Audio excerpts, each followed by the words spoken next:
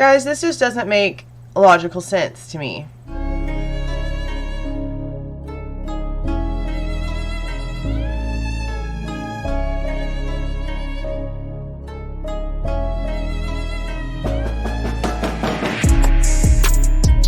Hey guys, this is Jules with True Crime Reactions. I want to talk for a few minutes about what just happened with Bryan Kohberger and Dana Smithers.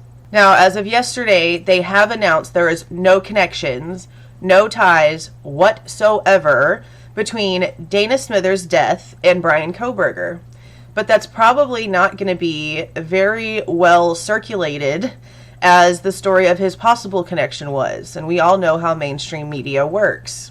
Now, I know that a lot of you probably talk about this case with other people in your lives.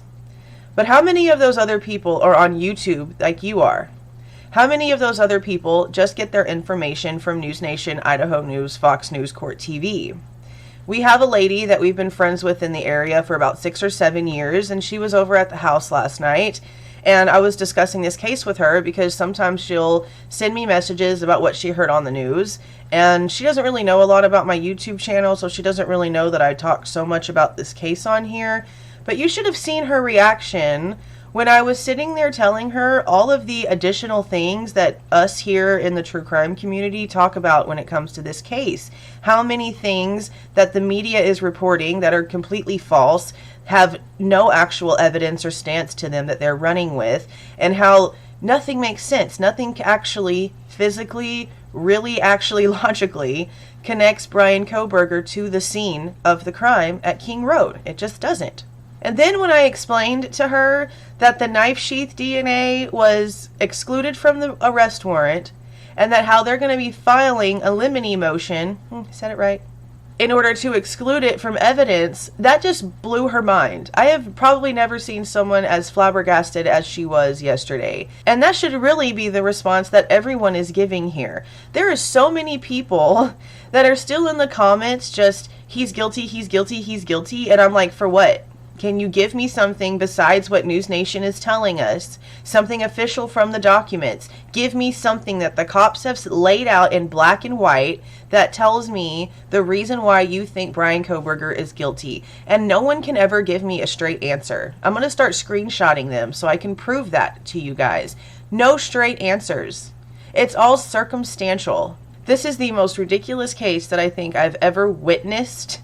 And I am only 35. There's no telling how much crazy will come after this. But this one is definitely taking the cake. And the part that I really don't comprehend about this whole Dana Smithers thing, because what we're hearing now is that online sleuths in the Facebook page for Dana Smithers told her sister about their assumption that Bryan Kohberger could be responsible for the situation. And the sister took it to the cops. And then the cops called his parents into a grand jury. How does that make sense? Like, you can't just call someone and be like, hey bro, someone told me that this one person that's in jail in this other state possibly had something to do with this, so can you bring their parents in? I'm sorry? Like, I'm really curious if Bryan Kohberger even knew that his parents were going to be having to testify in front of a grand jury or not. I don't know how much communication he's having outside of jail with his family, so it'd be really curious to know if he even knew that this was happening right now. I mean, I'm pretty sure Ann Taylor would have known and, of course, in turn told him about it, but I'm really wondering what his reaction was, because as it's been proven, there's no ties there.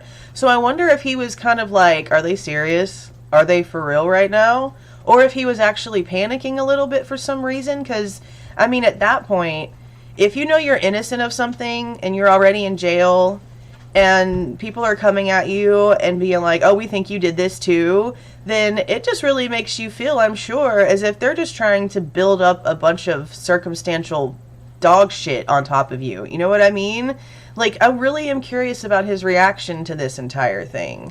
I mean, I feel bad for Dana's family because they're not any closer to answers as they were a few days ago, so that sucks. That really does suck.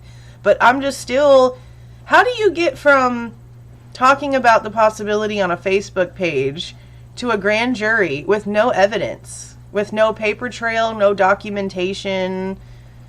I mean, I guess it's because it was an investigative panel grand jury and not like a full-on grand jury. But that's a whole new situation to me, too. I'm not really quite sure how all that works. I don't know, guys. I'm just confused about how the whole Dana Smithers things even got to the point to where his parents had to testify in front of a grand jury. Like, if he had a rock-solid alibi that could just be given over, then why did his parents have to testify? I don't know. Just make it make sense.